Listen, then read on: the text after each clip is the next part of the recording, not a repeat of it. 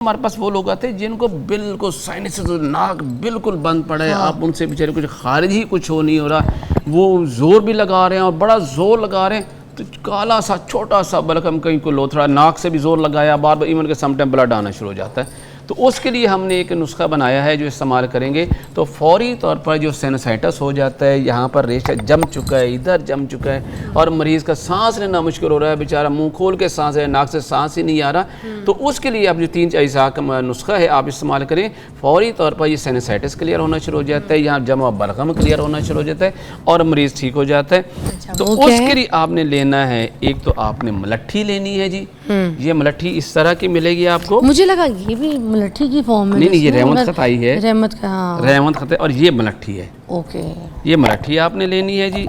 और दूसरे नंबर पर से घर में लाके रखें तो फिर ये तो हमें नहीं, रहमत खताई ये मुझे एक मौलवी का काम है। हाँ। और दूसरे नंबर पर आपने इसमें लेना है सुहागा, ये पंसारी से मिल जाएगा।